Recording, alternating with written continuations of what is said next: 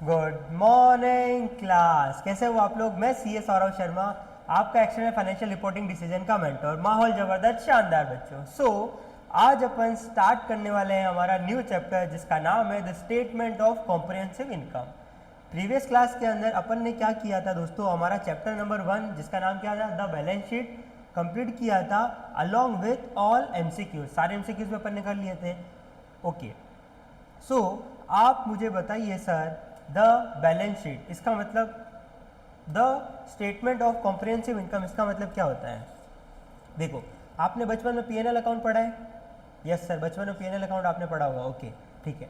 तो ये क्या है सर, उस पीएनएल अकाउंट का एक्सटेंडेड वर्जन है। क्या है सर, ये पीएनएल अकाउंट का एक्सटेंडेड वर्जन है। इसके अंदर क्या होता है, पीएनएल में क्या आता है सर, पीएनएल में आता है सर मेरा इनकम आता है, एक्सपेंस आता है, ठीक है, प्रॉफिट आता है, टैक्स आता है, ये सारी चीज़ें इसके अंदर आती है। ओके, नाउ सर इसमें एडिशनल क्या है, इसके अंदर एडिशनल आता है सर अदर कॉम्प्रिहेंसिव इनकम। अभी अदर कॉम्प्रिहेंसिव इनकम क्या होता है, अदर कॉम्प्रिहेंसिव इनकम का मतलब होता है दोस्तों ऐसा गेन एंड लॉस जो आपका रियलाइज नहीं है, मतलब अनरियलाइज गेन एंड लॉस किस में जाता है सर, ओसीआई में जाता है। जैसे कि सबसे पहले इसके अंदर मैं आपको बताऊं तो fair value gain and loss. क्यों, क्योंकि वो एक्चुअल में आपको हुआ ही नहीं है। वो कब होगा, जब आप उस एसेट को बेच दोगे तब आपको एक्चुअल में गेन एंड लॉस होगा। इसके अलावा सर हेजिंग इंस्ट्रूमेंट का गेन एंड लॉस आता है, वो वाला। तो इसके अंदर कौन सी चीज़ आती है sir, unrealise gain and loss इसके अंदर आता है। यहाँ तक क्लियर है सबको। चलो, तो अब स्टार्ट करते हैं हमारा ये chapter statement of comprehensive income. Statement of comprehensive income के अंदर कौन कौन सी चीज़ें आएगी, 3 चीज़ें आती हैं इसमें। सबसे पहले आता है दोस्तों मेरा unrealise gain and loss on certain investment. मान लेते हैं आपने किसी कंपनी में आज इन्वेस्ट किया है, ठीक है, आज है सर मान लेते हैं 1 जुलाई 2025 और आपका फाइनेंशियल ईयर कौन सा चल रहा है सर, 2025-26। नहीं, यूएस गैप में फाइनेंशियल ईयर कौन सा होता है, दिसंबर वाला, ठीक है। तो दिसंबर 2025 आपका फाइनेंशियल ईयर है और आपने सर जुलाई 2025 के अंदर किसी कंपनी में इन्वेस्ट किया। अब दिसंबर के अंदर आप क्या करोगे सर, फेयर वैल्यू करोगे और fair value gain and loss कहाँ डालोगे सर, ओसीआई में डालना पड़ेगा। क्यों, क्योंकि वो अनरियलाइज है। रियलाइज पोर्शन कहाँ आता है सर, रियलाइज पोर्शन आता है जब आप वो इन्वेस्टमेंट एक्चुअल में सेल कर दोगे। जब आप एक्चुअल में सेल करोगे तब कहाँ जाएगा दोस्तों, वो आपका पीएनएल में चला जाएगा, जितना भी मेरा ओसीआई का अमाउंट है। Similarly sir foreign currency translation reserve, ये क्या होता है, मान लेते हैं आपका सर फॉरेन के अंदर क्या है सर, आपकी कंपनी है, फॉरेन के अंदर आपकी कंपनी है और आप क्या कर रहे हैं सर, आपका इंडिया के अंदर एक बिजनेस है, एक फॉरेन के अंदर बिजनेस है। अब आपको क्या करना पड़ेगा, जो फॉरेन का बिजनेस है उसके अंदर जितना भी आपको क्या हुआ है सर, सेल हुआ है, परचेज हुआ है, जितना भी बिजनेस है उस बिजनेस को आपको क्या करना पड़ेगा, पूरा का पूरा कन्वर्ट करना पड़ेगा किसके अंदर सर, इंडियन करेंसी में। अब मान लेते हैं फॉरेन, मान लो डॉलर के अंदर आपका बिजनेस है और आपको कन्वर्ट करना है आईएनआर के अंदर। तो जितना भी कन्वर्जन होता है, अब एसेट को किस पर कन्वर्ट करते हैं, लाइबिलिटी को किस पर कन्वर्ट करते हैं, ये मैं आपको आगे सिखाऊंगा, ठीक है। क्लोजिंग रेट क्या होती है, एवरेज रेट क्या होती है, ये सारी चीज़ें अपन डिस्कस करेंगे। लेकिन उससे पहले मैं आपको बताता हूँ सर कि जितना भी fair value gain and loss होगा, इसके अलावा जितना भी foreign currency gain and loss होगा वो कहाँ जाएगा, मेरा ओसीआई में जाता है, पीएनएल में नहीं जाता। इसके अलावा सर जितना भी रीवैल्यूएशन सरप्लस होता है, रीवैल्यूएशन सरप्लस का मतलब क्या होता है सर, सेम वही जैसे पीपी है, पीपी में रीवैल्यूएशन गेन हुआ आपको, फेयर वैल्यूएशन गेन एंड हुआ, तो ये सब कहाँ आता है, आपका ओसीआई में आता है। ओके, अब sir net income is transfer to retain earning at the closing year. आपको क्या करना पड़ता है, पीएनएल का जितना भी बैलेंस होता है, बचपन में यही करते थे ना, प्रॉफिट एंड लॉस अकाउंट का जितना भी प्रॉफिट हो या लॉस होता था कहाँ जाता था, रिटेन अर्निंग में। वैसे ही ओसीआई का बैलेंस कहाँ जाएगा सर, ओसीआई का क्यूमुलेटिव बैलेंस कहाँ जाता है, ओसीआई का क्यूमुलेटिव बैलेंस जाता है sir accumulated other comprehensive income के अंदर। कहाँ जाता है सर, और ये एक्यूमुलेटेड अदर कॉम्प्रिहेंसिव इनकम किसका पार्ट बनता है सर, अदर इक्विटी का पार्ट बनता है। समझ में आया सबको, चलिए सर आगे बढ़ते हैं। ओके, और ये एओसीआई कौन सा अकाउंट होता है सर, परमानेंट अकाउंट होता है। क्यों, क्योंकि बैलेंस शीट के सारे अकाउंट कौन से होते हैं, परमानेंट होते हैं, ठीक है। क्लियर है सबको, क्योंकि क्यों होते हैं परमानेंट अकाउंट, क्योंकि बैलेंस शीट के अकाउंट क्या होते हैं सर, कभी भी क्लोज नहीं होते हैं। जैसे पीएनएल का इनकम अकाउंट क्लोज हो जाता है, अगले साल फ्रेश से खुलता है, लेकिन बैलेंस शीट के अकाउंट क्या होते हैं सर, कभी भी क्लोज नहीं होते। क्यों, क्लोजिंग बैलेंस अगले साल का ओपनिंग बनता है, ओपनिंग फिर चलता है, फिर अगले साल का क्लोजिंग, फिर ओपनिंग बनता है, एंड सो इस तरह ये क्या करता है, सिलसिला चलता रहता है, सिलसिला चलता रहता है। ओके, चलिए सर, टोटल कॉम्प्रिहेंसिव इनकम कैसे बनता है सर, नेट इनकम मतलब पीएनएल का गेन या लॉस, उसमें आप ऐड कर दो अदर कॉम्प्रिहेंसिव इनकम, तो आपके पास में क्या आ जाएगा, टोटल कॉम्प्रिहेंसिव इनकम आ जाएगा। ये एक एग्जांपल दिया आप लोगों के लिए। एग्जांपल के अंदर क्या है, नेट इनकम आपको गिवन है $1,00,000 की। ओसीआई का आइटम में दो आइटम है, पहला अनरियलाइज गेन और दूसरा है फॉरेन करेंसी लॉस। तो नेट अमाउंट कितना हो गया इसका, एक गेन है एक लॉस है, तो नेट कितना हो गया 3,000 का क्या हो गया सर, गेन हो गया। 1,00,000 का इनकम है, 3,000 का ओसीआई है, तो मेरा टोटल कॉम्प्रिहेंसिव इनकम कितना हो गया 1,03,000। मान के चलो ये सब पूरा पूरा किसमें आपको डॉलर के अंदर दे रखा है, समझे आप लोग। चलिए सर अब आगे बढ़ें। ओके, यहाँ तक क्लियर है सबको, किसी को कुछ पूछना है नहीं, ठीक है। चलिए सर, कॉम्प्रिहेंसिव इनकम के अंदर क्या आता है, जितना भी चेंजेस होता है इक्विटी का during the year comprehensive income के अंदर, इसमें से दो चीज़ें कौन से हटानी है अपने को, जितना भी ओनर्स को डिविडेंड दिया वो हटा देंगे, और जितना भी नए इशू किए शेयर्स वो इसमें से हटा देंगे। तो मेरे पास में क्या आ जाता है, मूवमेंट आ जाता है इसका। ओके चलिए सर, अब बात करते हैं sir notes to statement of comprehensive income ASC 220। ASC 220 क्या बोलता है कि सर कॉम्प्रिहेंसिव इनकम का आपको नोट देना पड़ता है। नोट देने का मतलब क्या हो गया सर, नोट का मतलब हो गया जैसे रेवेन्यू का अलग से नोट दो, अदर इनकम का अलग से नोट दो, पीएनएल के आइटम का अदर एक्सपेंस का अलग से नोट दो। तो ये सब आपको क्या करने पड़ते हैं सर, सेपरेट सेपरेट यहाँ पर आपको नोट देने पड़ते हैं। क्लियर है सबको। चलिए सर अब आप आगे बढ़ते हैं। अब सर कंपनी में प्रेजेंट कॉम्प्रिहेंसिव इनकम यूजिंग इधर ऑफ द फॉलोइंग फॉर्मेट। दो फॉर्मेट है उसके पास में ओसीआई को दिखाने का। सबसे पहला फॉर्मेट होता है sir singular continuous statement. Continuous statement का मतलब क्या हो गया, पहले आप क्या करो, ये आप पीएनएल का आइटम डाल दो, नीचे ओसीआई का डाल दो और टोटल दिखा दो, ये क्या हो गया मेरा सिंगल स्टेटमेंट हो गया। ओके, दूसरा क्या होता है two separate but consecutive statement. Two separate का मतलब क्या हो गया, ये बना दो आप पीएनएल और ये नीचे ओसीआई का स्टेटमेंट बना दो, ठीक है। तो ये क्या हो गया, सेपरेट सेपरेट भी हो गया और कॉन्जिक्यूटिव भी हो गया। समझ में आया आप लोगों को। चलो, reporting requirement, statement of comprehensive income must always begin with net income. ये तो सिंपल सी बात है, नेट इनकम से स्टार्ट करना पड़ेगा। OCI item are not shown in income statement. क्यों, क्योंकि ओसीआई आइटम इनकम स्टेटमेंट के नीचे अलग से दिखाना पड़ता है अपने को। क्लियर है सबको। चलिए आगे बढ़ें। ओके सर, अगला है सर मेरा OCI item are recorded in equity under accumulated other comprehensive income. ये मैं आपको ऑलरेडी बता चुका हूँ। AOCI must be show separately in equity section. Equity के अंदर क्या होता है सर, ये जैसे इक्विटी स्टेटमेंट बनाओगे तो इक्विटी के अंदर आप शेयर कैपिटल दिखाना, उसके बाद में क्या रिटेन अर्निंग दिखाना, उसके बाद में सिक्योरिटी प्रीमियम दिखाना, उसके बाद में AOCI। तो ये सेपरेटली आपको अदर इक्विटी में दिखाना ही पड़ेगा। अदर इक्विटी में शेयर कैपिटल नहीं आता है, ठीक है। तो ये आपको अदर इक्विटी में सेपरेटली आपको दिखाना पड़ेगा। ओके चलिए आगे बढ़ते हैं। Item included in OCI. अब वन बाय वन करके डिस्कस करते हैं। अभी तक तो मैंने आपको क्या बता दिया कि भाई fair value gain and loss होता है वो ओसीआई में जाता है। इसके अलावा और कौन सा गेन एंड लॉस ओसीआई में जाता है। ओके सर, अब अपन डिस्कस करते हैं कि अदर कॉम्प्रिहेंसिव इनकम के अंदर क्या क्या आएगा। तो सबसे पहले क्या आएगा sir, foreign currency translation reserve या फॉरेन करेंसी ट्रांसलेशन एडजस्टमेंट, जो मैं आपको ऑलरेडी अभी सिखा चुका हूँ, ठीक है। जब कंसोलिडेशन करते हैं तब क्या होगा, कंसोलिडेशन करेंगे तो अपने को क्या करना पड़ता है, फॉरेन सब्सिडरी को अपने को 1+1 करना पड़ता है। तो उस केस में जितना भी देखो मान लो कोई कंपनी यूएस में है तो वो सेल परचेज कौन से करेंसी में करेगी सर, डॉलर में करेगी।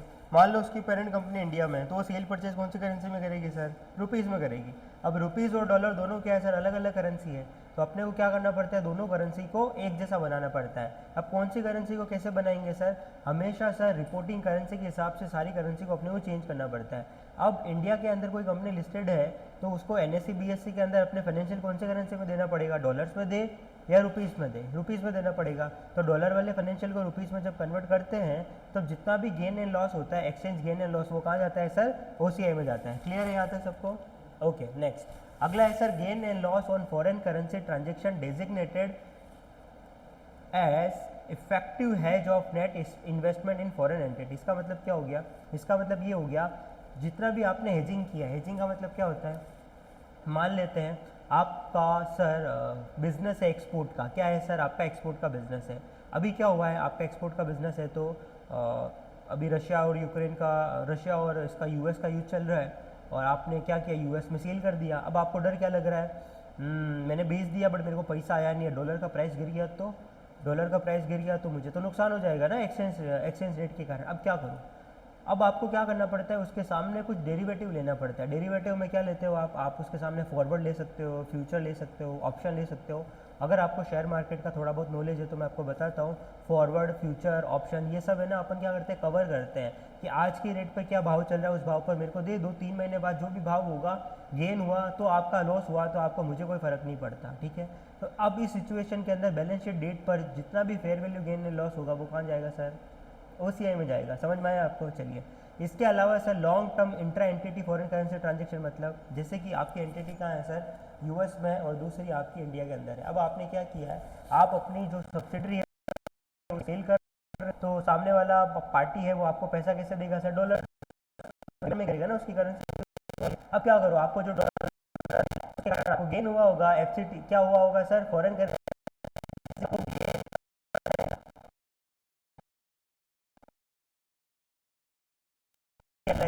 अगर सेल कर दिया, सेल करने के बाद तो वो कहाँ जाएगा, बेच दिया तो मेरे एक्चुअल में मैंने कमा लिया ना, इसीलिए। इसके अलावा आता है सर गेन एंड लॉस, जो मैंने आपको बताया। डेरिवेटिव इंस्ट्रूमेंट क्या होता है, ऑप्शन, फ्यूचर, फॉरवर्ड, ओके। चलिए, इसके अलावा क्या हो गया sir, unrealise gain and loss on available for sale debt securities. अगर आपके पास में कोई डेट सिक्योरिटी ऐसी है जो अवेलेबल फॉर सेल है, मतलब आप हाथों हाथ बेचने को रेडी हो, और बट आपने उसको अभी तक बेचा नहीं है, और बैलेंस शीट का डेट आ चुका है 31 दिसंबर, तो जितना भी fair value gain and loss होगा वो कहाँ जाएगा सर, ओसीआई में जाएगा। इसके अलावा sir systematically recognise difference in fair value, इसका मतलब क्या हो गया, जितना भी डेरिवेटिव एसेट है, डेरिवेटिव एसेट का जितना भी fair value gain and loss होता है वो भी कहाँ जाता है सर, ओसीआई में जाता है। इसके अलावा सर मेरा हेल्ड टू मैच्योरिटी के लिए अगर मैंने कोई भी डेट सिक्योरिटी रखा है, हेल्ड टू मैच्योरिटी मतलब मान लेते हैं आपने क्या किया, किसी कंपनी के बॉन्ड में इन्वेस्ट किया है, क्या किया है दोस्तों, कंपनी के बॉन्ड में इन्वेस्ट किया है, और वो बॉन्ड का पीरियड कितना है, 5 साल है। 5 साल तक आप उसको क्या नहीं कर सकते सर, बेच नहीं सकते। आपने 5 साल तक उसको होल्ड किया। अब सर हर बैलेंस शीट डेट पर वो मेरा फाइनेंशियल इंस्ट्रूमेंट है तो फेयर वैल्यू तो करना पड़ेगा, वो fair value gain and loss कहाँ जाएगा सर, ओसीआई में। और बेचने के बाद में जितना भी गेन एंड लॉस होता है वो कहाँ जाता है सर, पीएनएल के अंदर, ठीक है। एक्चुअल में जब आप कमा लेते हो ना तो वो आपका पीएनएल का पार्ट बनता है, और जब तक आप कमाते नहीं हो, ठीक है, जब तक आप कमाते नहीं हो और बैलेंस शीट डेट तक जितना भी fair value gain and loss होता है वो कहाँ चला जाता है दोस्तों, अपना ओसीआई के अंदर चला जाता है। समझ में आया सबको? चलो नेक्स्ट क्या है मेरा, नेक्स्ट है sir pension post retirement gain and loss not recognise immediately in net periodic benefit cost. इसका मतलब ये हो गया सर, अभी मैं आपको है ना शेयर बेस्ड पेमेंट सिखाऊंगा आगे, इसका सेपरेट यूएस गैप है, तब मैं आपको क्या बताऊंगा कि जब भी कंपनी आपको ऑप्शन देती है शेयर एक्सरसाइज करने के लिए, ठीक है, ई सॉप देती है। ई सॉप पता है आपको क्या होता है, एम्प्लॉयज़ की मेहनत, जब कंपनी छोटी थी, कंपनी स्टार्टअप थी, तो है ना एम्प्लॉय ने भरोसा दिखाया कंपनी के ऊपर। अब कंपनी बड़ी बन चुकी है तो कंपनी क्या करती है, एम्प्लॉयज़ को अपने शेयर्स देती है उनकी मेहनत के बदले में। तो अब उसका टाइम पीरियड होता है कि 5 साल तक आप सर्विस में रहोगे तब हम आपको इतना पैसा देंगे, नहीं रहोगे तो क्या होगा। तो उस केस में जितना, जब तक एक्सरसाइज नहीं कर लेता ना एम्प्लॉय, उस टाइम तक का गेन एंड लॉस कहाँ जाता है सर, ओसीआई में जाता है। अगला आ गया सर मेरा prior service cost credit for pension और post retirement benefit plan, same जो मैंने अभी आपको सिखाया। इसके अलावा ट्रांजिशन एसेट और ऑब्लिगेशन रिलेटिंग टू पेंशन, इससे रिलेटेड जितना भी एसेट आता है वो जितना पूरा पार्ट गेन एंड लॉस जो भी होता है ना वो भी ओसीआई में जाता है। Changes in fair value for instrument specific credit risk for obligation under fair value option, अगर आपने कोई भी लाइबिलिटी को फेयर वैल्यू करवाया है तो उसका भी गेन एंड लॉस कहाँ जाएगा सर, ओसीआई में ही जाता है। इसके अलावा डिस्काउंट रेट में कोई भी चेंज आता है या फिर मार्केट रिस्क बेनिफिट में कुछ भी चेंज आता है तो ये सारा का सारा पार्ट कहाँ होता है सर, मेरा ओसीआई का पार्ट बनता है। अब सर पीएनएल का क्या होता है सर, पीएनएल के अंदर अपन क्या करते हैं, प्रॉफिट दिखाते हैं, प्रॉफिट दिखाने के बाद में अपन क्या करते हैं सर, उसमें से टैक्स एक्सपेंस माइनस करते हैं। ये सबको पता है? यस सर ये पता है। अब सर ओसीआई का टैक्स का क्या, ओसीआई का टैक्स आपको सेपरेटली नीचे दिखाना पड़ता है, ठीक है, ओसीआई के नीचे दिखाना पड़ता है। तो पहले ओसीआई का आइटम आ जाएंगे, जितना भी फेयर वैल्यू गेन लॉस है वो सब आ गया। उसके बाद में आपको क्या करना पड़ेगा, उससे रिलेटेड जितना भी गेन होगा ना वो आपको सेपरेटली उसके नीचे ही दिखाना पड़ेगा, पीएनएल में आप नहीं दिखाओगे। ओके, आपको समझ में आया? नहीं आया तो मैं आपको बता देता हूँ। देखो सबसे पहले ये पीएनएल है, पीएनएल आप बना लोगे, उसके बाद में ये क्या आएगा, पीबीटी पता है क्या होता है, प्रॉफिट बिफोर टैक्स, उसमें से टैक्स माइनस कर दोगे तो क्या आ जाएगा, पैट आ गया। ओके, उसके बाद में ओसीआई के आइटम आ जाएंगे, जो भी fair value gain and loss है आ गया। उसके बाद में आपको क्या करना है, इससे रिलेटेड जितना भी टैक्स है वो टैक्स दिखा देना। उसके बाद में ये आपका नेट ओसीआई आ जाएगा। उसके बाद में अपन आएगा टोटल कॉम्प्रिहेंसिव इनकम में ये वाला पार्ट प्लस ये वाला पार्ट ऐड कर देंगे तो मेरा क्या बन गया, टोटल कॉम्प्रिहेंसिव इनकम। क्लियर है सबको? ओके आगे बढ़े। यस सर, चलो आपको समझाने के लिए ये एग्जांपल मैंने दिया है कि मेरा टोटल कॉम्प्रिहेंसिव इनकम कैसा दिखता है। देखो कैसा दिखेगा मेरा टोटल कॉम्प्रिहेंसिव इनकम। सबसे पहले क्या आता है सर, रेवेन्यू। रेवेन्यू में से कॉस्ट माइनस करो, ग्रॉस प्रॉफिट आएगा। फिर खर्चे हटाओ, खर्चे हटाने के बाद में क्या आएगा सर मेरे पास में, नेट इनकम आएगी। ठीक है, टैक्स हटा दिया, ये पीबीटी था। फिर टैक्स हटाने के बाद में इनकम आया। फिर अदर कॉम्प्रिहेंसिव इनकम में जितना भी अनरियलाइज गेन एंड लॉस था सब इधर आ गया। फिर उसके बाद में मैंने क्या किया, ये अदर कॉम्प्रिहेंसिव इनकम था, फिर इसमें और इसको ऐड किया तो मेरे पास में क्या आ गया, टोटल कॉम्प्रिहेंसिव इनकम आ गया। ओके, फिर उसके बाद में अपन ईपीएस निकालते हैं। ईपीएस दो तरीके होते हैं, एक होता है बेसिक ईपीएस, एक होता है डाइल्यूटेड ईपीएस। अब बेसिक ईपीएस क्या होता है सर, बेसिक ईपीएस एकदम बेसिक होता है, मतलब कितना, ईपीएस का मतलब क्या होता है बताओ। हाँ, earning per share. Earning per share तो इसका फुल फॉर्म हो गया।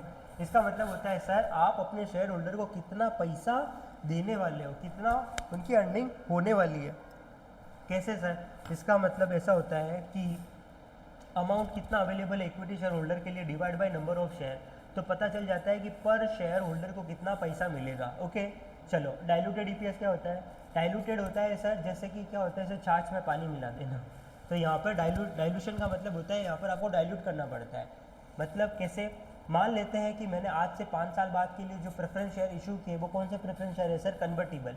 वो आगे जाकर के इक्विटी में कन्वर्ट होने वाले हैं। तो ऊपर अर्निंग अपन कौन से लेंगे सर, आज की amount available to equity share holder plus potential amount available to equity share holder divide by number of existing equity share holder plus potential number of equity share holder. Potential कौन से होंगे, जो preference share मेरे convert होने वाले आगे, तो वो भी मेरे इसके अंदर आ जाएंगे। समझ में आया सबको।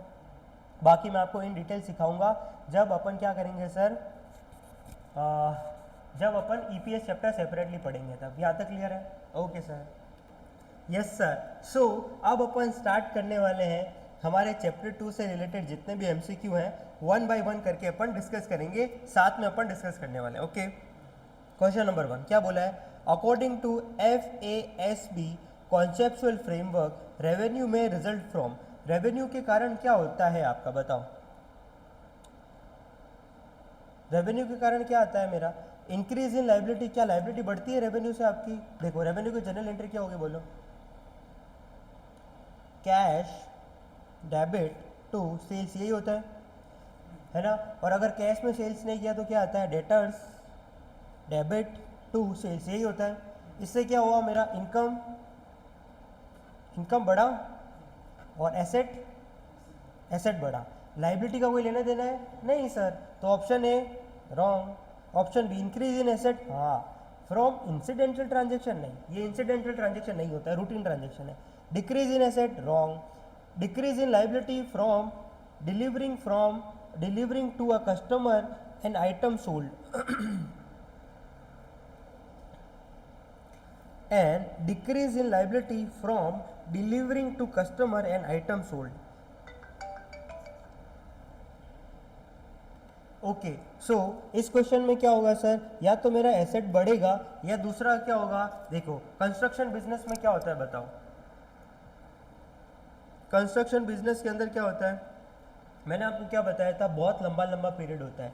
लॉन्ग पीरियड के अंदर क्या करते हो आप, परसेंटेज बेसिस पर रिकॉग्नाइज करते हो। क्लास 1 में मैंने आपको क्या बताया था, contract liability and contract asset, याद है आपको।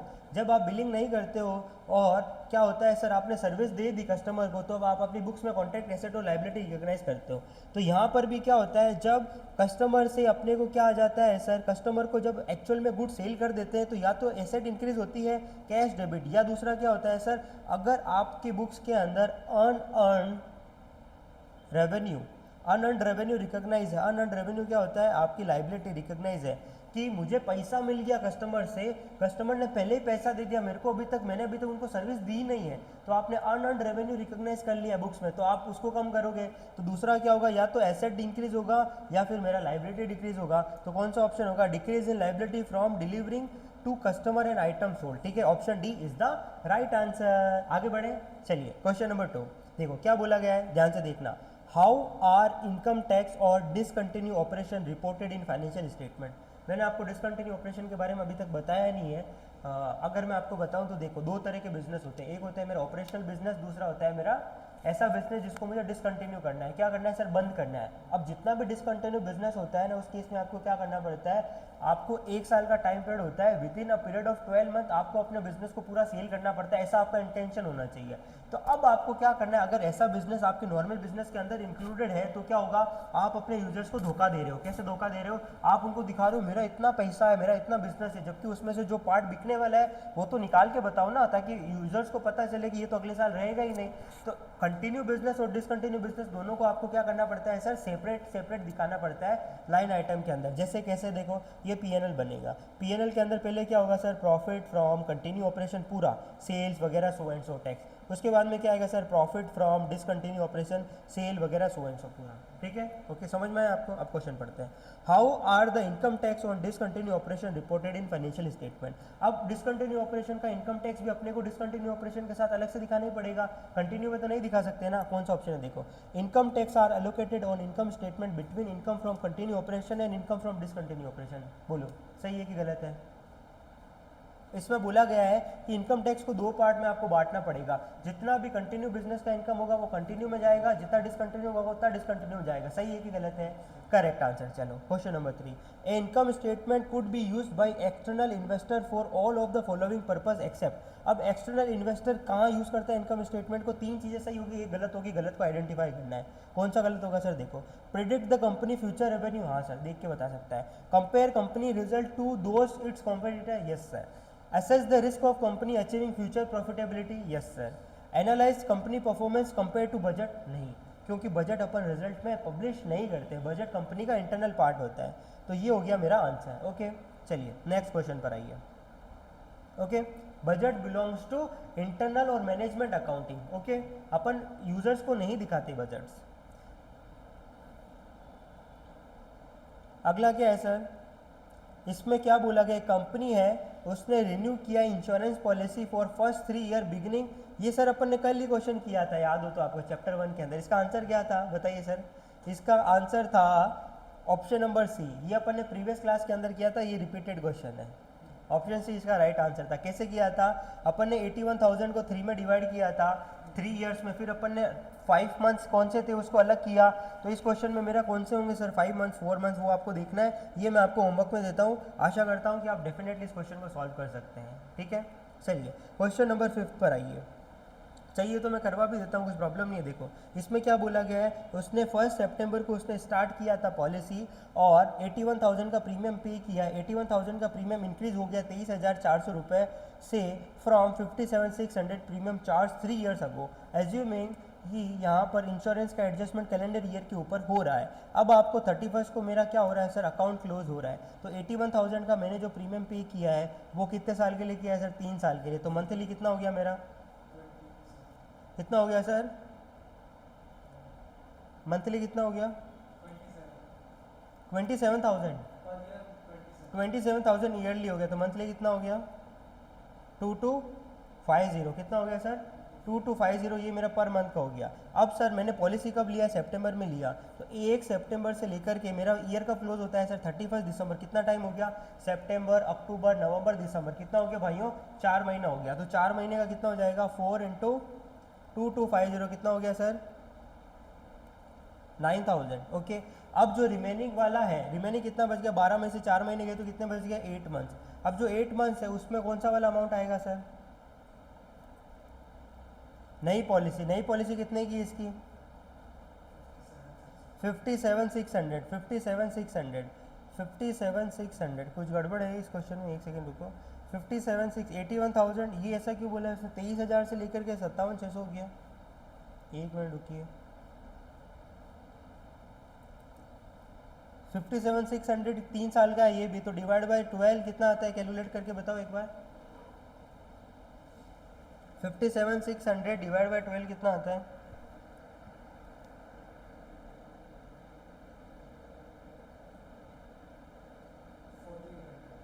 4800 डिवाइड बाई अपना कितना हो जाएगा, नहीं गलती कर दी, सॉरी सॉरी, डिवाइड बाई 3 होगा ना।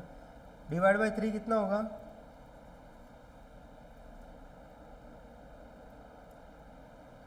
57,600 डिवाइड बाई 3 कितना आता है, 19 ओके। और डिवाइड बाई 12 करेंगे तो पर मंथ कितना आ जाएगा,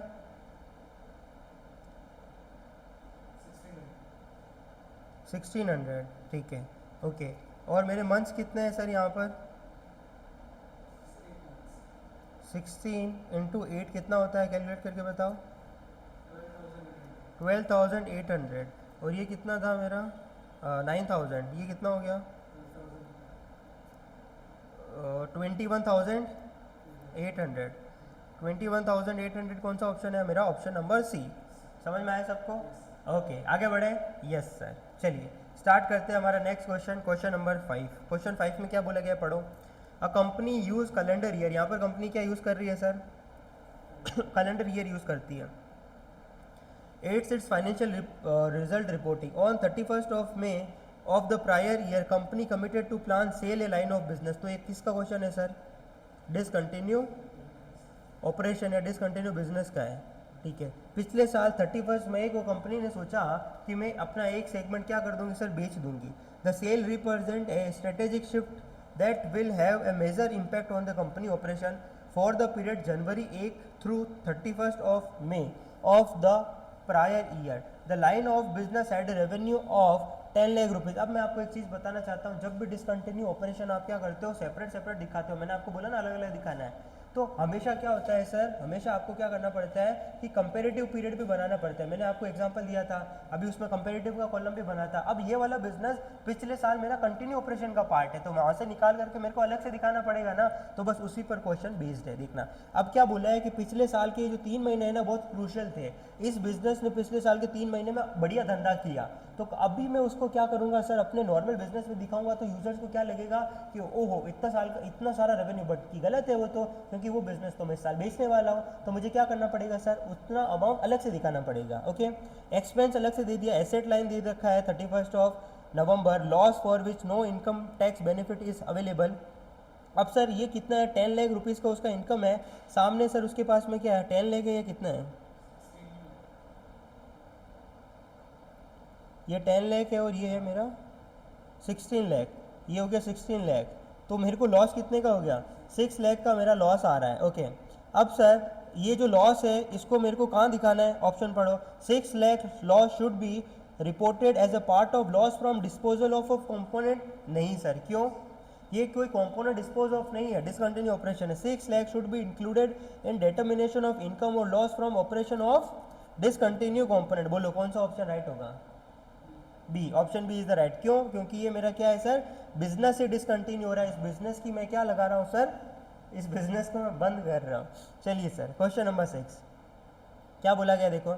when reporting prior period net income और loss from component subsequently reported as a discontinued operation, which of the following in is the correct approach? Okay, जब क्वेश्चन ने क्या बोला है यहाँ पर, प्रायर पीरियड ट्रीटमेंट कर रहे हो तो डिसकंटिन्यू ऑपरेशन को आप कैसे दिखाओगे? प्रायर पीरियड नेट इनकम और loss related to component should be reclass as unusual item in all prior period income statement representing for component. नहीं, ओनली अपने को पिछले एक साल का ही चेंज करना है, हजारों साल पहले जाकर के चेंज नहीं करना है अपने को। तो option B, prior period income related to component should remain classify as income from operation. नहीं सर, कंटिन्यू ऑपरेशन में नहीं आएगा। Prior period net income and loss related to component should be adjusted. नहीं, ये भी गलत है। प्रायर पीरियड नेट इनकम और loss related to component should be remove from income from continue operation, और रिक्लास करना पड़ेगा डिसकंटिन्यू ऑपरेशन में in all the prior period income statement representing for comparison. ये सही है। क्यों सही है? क्योंकि मैंने आपको क्या बोला, जितने भी कंपैरेटिव पीरियड आ रहे हैं उन पीरियड के अंदर जितना अपन रिपोर्ट कर रहे हैं उतना ही चेंज करना है, सारे चेंज करने की जरूरत नहीं। Option D is the right answer. चलिए सर आगे बढ़े। तो आपको क्या समझ में आया? कंटिन्यू ऑपरेशन से रिमूव करो और डिसकंटिन्यू ऑपरेशन में सेपरेटली दिखाओ, और पिछले सालों का भी सेपरेटली दिखाओ। Question number 7, the financial statement that provide a summary of firm operation for a period of time is. अब summary of firm operation, operation का समरी कौन बताता है सर? ऑपरेशन का मतलब क्या होता है? सेल, परचेज, इनकम, एक्सपेंस, ये कौन बताता है? प्रॉफिट एंड लॉस बताता है। और प्रॉफिट एंड लॉस को यूएस गैप में क्या पढ़ते हैं अपन? स्टेटमेंट ऑफ इनकम स्टेटमेंट पढ़ते हैं ना भैया। इनकम स्टेटमेंट ही तो बताता है स्टेटमेंट ऑफ ऑपरेशन, है ना। इनकम स्टेटमेंट क्या होता है? Statement of operation. ओके, उसी का ही नाम है ये। Question number 8, according to US GAAP where on income statement should multinational company report the loss from dispose sale of major operating unit. अब ये क्वेश्चन क्या कहना चाहता है बताइए सर? अब आप क्या कर रहे हो, आप एक मल्टीनेशनल कंपनी हो और मल्टीनेशनल कंपनी का क्या कर रहे हो सर, एक ऑपरेशनल यूनिट है, मतलब एक छोटा सा नन्ना सा एक छोटा सा प्लांट है। क्या है सर, एक ऑपरेशनल प्लांट है, एक ऑपरेटिंग यूनिट है। वो क्या है सर, मेरा मेजर है। मेजर क्यों है, क्योंकि वहाँ से मैं क्या करता हूँ सर, अपना मेजर रेवेन्यू वहीं से जनरेट कर रहा हूँ। अब ये मेजर पार्ट कंपनी क्या कर रही है सर, डिस्पोज ऑफ कर रही है। डिस्पोज ऑफ का मतलब समझते हो आप, डिस्पोजल का मतलब होता है प्लांट को बंद कर रही है। क्या कर रही है सर, बंद कर रही है। अब सर क्या होगा इस केस में बताइए, report the loss net of tax in a separate section between income from continue operation and net income. बोलो सर, करेक्ट है। Report the loss pre tax तो नहीं होगा भाई, हमेशा नेट ऑफ टैक्स ही आता है। Report the loss net of tax in separate section between income before tax और नेट इनकम। नहीं सर, आफ्टर टैक्स होता है, प्री टैक्स नहीं होता है। तो option A is the right answer. क्यों सर, क्योंकि ये क्या है, मेरा डिसकंटिन्यूड ऑपरेशंस है। और डिसकंटिन्यू ऑपरेशन कैसे दिखाते हैं सर, पीएनएल के अंदर आपको कैसे रिपोर्ट करना पड़ता है सर, आपको रिपोर्ट करना पड़ता है नेट ऑफ टैक्स। मैंने क्या बोला था, कितना इनकम कमाए और उसका टैक्स सेपरेटली दिखाओ। और आप कैसे दिखाते हो सर, पहले आप दिखाओगे मेरा बिजनेस कंटिन्यू ऑपरेशन, और कंटिन्यू के जस्ट नीचे आप दिखा दोगे, ठीक है। कंटिन्यू ऑपरेशन के जस्ट नीचे आप इसको प्रेजेंट कर दोगे। समझ में आ रहा है सबको? ओके, चलिए नेक्स्ट क्वेश्चन पर आइए। नेक्स्ट क्वेश्चन क्या है सर मेरा, क्वेश्चन नंबर 9। क्या बोला गया देखो, which of the following statement about reporting discontinue operation in financial statement is correct. कौन सा सही है डिसकंटिन्यू ऑपरेशन का, बोलो। सारे क्वेश्चन डिसकंटिन्यू ऑपरेशन से आ चुके हैं, भर के, है ना। देखो, a discontinue operation result should be reported on the income statement net of tax, gain and loss from operation and gain and loss from discontinue operation should be combined on one line. Combine करते हैं क्या, combined अपन नहीं करते हैं, लेकिन यहां पर क्या बोला है, gain and loss from operation and gain and loss from discontinue operation should be combined. देखो ये कुछ और बोलना चाह रहा है, ये क्या बोलना चाह रहा है, अच्छे से पढ़ो इसको। इसमें क्या बोला है, कौन सा करेक्ट है ये आपको बताना है, कौन सा करेक्ट है ये आपको बताना है।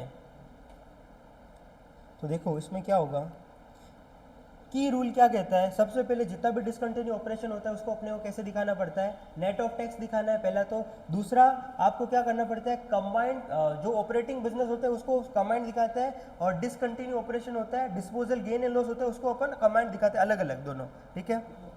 ऑप्शन डी क्या बोला है, discontinue operation must be reported separately on income statement but their related tax effect should be combined with tax of continue operation.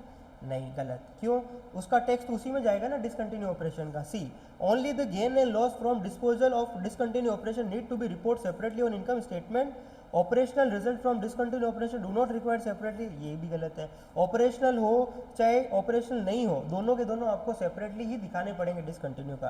Company should classify prior period income from continue operation to reflect the impact of discontinue operation only in the year of disposal occur. नहीं sir, पिछले सालों का भी change करना पड़ेगा। तो option A is the right answer. क्यों right हुआ ऑप्शन है, देखो ऑप्शन ए क्या बोलता है कि आपको क्या करना पड़ता है, कंबाइन करके दिखाना पड़ता है वन लाइन के अंदर। ये सही भी बोल रहा है वो, कैसे ये बोल रहा है सर, पहले आप क्या करो, कंबाइन करके दिखाओ कंटिन्यू ऑपरेशन में जितना भी गेन एंड लॉस है, और डिसकंटिन्यू आप कैसे दिखाते हो, सिंगल लाइन आइटम दिखाते हो कितना गेन एंड लॉस हुआ और उसका आप टैक्स दिखा देते हो, बस ऐसे ही तो दिखाते हो, इसीलिए ये बोल रहा है कंबाइन। तो option A is the right answer. समझ में आया? Okay, question number 10। When a fixed asset is sold for less than book value, which of the following will decrease? देखो एक फिक्स एसेट है, क्या है सर फिक्स एसेट में, मेरे पास में एसी है, एसी का बुक वैल्यू कितना है बताओ, बुक वैल्यू है मान ले 1 लाख रुपीज़। अब मैंने इसको 90,000 पे बेच दिया, बोलो अब क्या होगा, मैंने इसको 90,000 में बेच दिया तो क्या हो जाएगा, देखो क्या इम्पैक्ट आएगा, which of the following decrease. Decrease क्या होता है इससे, नेट वर्किंग कैपिटल डिक्रीज होगा, नहीं। करंट एसेट डिक्रीज होगा, टोटल करंट एसेट डिक्रीज होगा, नहीं होगा। क्यों, देखो फिक्स एसेट मेरा कितने से कम होगा, 90,000 से, और सामने बेचूंगा तो 90,000 कैश भी आ जाएगा ना, तो कैसे कम हुआ, ये भी नहीं। करंट रेशियो नहीं होगा। नेट प्रॉफिट यस सर, क्यों, क्योंकि यहाँ पर बेचने से मुझे क्या हो गया, 10,000 का लॉस हो गया, तो लॉस से मेरा प्रॉफिट क्या हो गया भाइयों, कम हो चुका है। समझ में आ रहा है? चलो question number 11। Because of inexact estimate of service life, residual value of plant asset a fully depreciated asset was sold in current year at a material gain, the gain should be reported. अब क्या हुआ, मैंने starting में जब भी कोई भी नया प्लांट खरीदते हैं ना, तो अपने को क्या करना पड़ता है, उसका यूजफुल लाइफ डिसाइड करना पड़ता है, अपने को उसका रेजिडुअल वैल्यू बताना पड़ता है कि 10 साल बाद जब बिकेगी तो कितना पैसा, रीसेल वैल्यू कितना मिलेगा, तो ये सब डिसाइड करना था। तो मैंने क्या कर लिया सर, यहाँ पर इसके अंदर इन एग्जैक्ट एस्टिमेट लिया, मतलब यहाँ पर ढंग से एस्टिमेट नहीं किया। तो जितना भी गेन होगा वो कहाँ दिखाना पड़ेगा सर मेरे को, ये प्रायर पीरियड एडजस्टमेंट होगा। क्या होगा sir, adjustment to prior period depreciation on the statement of retained earning. जितना भी चेंजेस होगा पूरा का पूरा इंपैक्ट कहाँ जाएगा सर, रिटेन अर्निंग में जाएगा। इंपॉर्टेंट क्वेश्चन है, ठीक है। चलो क्वेश्चन नंबर 12, 2 क्वेश्चन बचे हैं फिर अपना चैप्टर खत्म, tata bye bye. Question number 12, a company received an invoice in Jan for the electricity usage by its warehouse in December and it is recorded the expense in Jan। ओहो, दिसंबर में इसको क्या आया सर, उसने use किया और जनवरी में वो रिकॉर्ड कर रहा है खर्चा। Company use accrual accounting, what is the impact to the company in December financial. December financial में इसका क्या इम्पैक्ट आया, देखो एक्सपेंस कब का है सर, दिसंबर का है, बट मैं रिकॉर्ड कब कर रहा हूँ सर, जनवरी कर रहा हूँ। तो दिसंबर में क्या हुआ होगा, देखो दिसंबर में एक्सपेंस रिकॉर्ड नहीं हुआ होगा, इससे क्या होगा, एक्सपेंस रिकॉर्ड नहीं हुआ होगा तो एक्सपेंस आया नहीं होगा तो प्रॉफिट बढ़ गया होगा। तो यहाँ पर प्रॉफिट क्या होगा मेरा, इंक्रीज होगा, ओके। और एक्सपेंस क्या होगा मेरा, डिक्रीज होगा। और लाइबिलिटी क्या होगा, ये भी डिक्रीज होगा ना, क्यों, क्योंकि अगर खर्चा दिखाता तो खर्चे की एंट्री क्या होती है, एक्सपेंस डेबिट टू कैश में पे कर देते तो कैश, नहीं तो लाइबिलिटी, यही होती है। तो लाइबिलिटी भी नहीं आया और एक्सपेंस भी नहीं आया बुक्स में। अब क्या हुआ सर, इसके कारण प्रॉफिट बढ़ गया, और प्रॉफिट बढ़ने से क्या होता है, प्रॉफिट कहाँ जाता है, रिटेन अर्निंग में जाता है। तो मेरा रिटेन अर्निंग क्या हो गया होगा, बड़ा होगा ना, सिंपल सी बात है। तो ऑप्शन देखते हैं, current liability will under statement, yes sir. Retain earning over statement, yes sir. तो option A is the right answer. चलो question number 13, last question, when in the line the income from continue operation use on the income statement. अब देखो income from continue operation normally PNL में अपन नहीं दिखाते हैं, क्यों नहीं दिखाते, क्योंकि सारा ही तो कंटिन्यू बिजनेस ही है। ये लाइन आइटम कब लिखनी होती है अपने को, ये लाइन आइटम अपने को लिखनी पड़ती है जब बिजनेस के अंदर डिसकंटिन्यू ऑपरेशन भी आ जाता है, तब लिखना पड़ता है। तो कौन सा ऑप्शन सही होगा, बताओ sir. The line is use on income statement to present company operating business, नहीं नहीं, फिर से नहीं, हर बात पे नहीं। The line income from continue operation is use on income statement to indicate that company will continue to operate for foreseeable future. अरे गधो, ये तो गोइंग कंसर्न एजम्पशन है, ये तो नहीं होगा।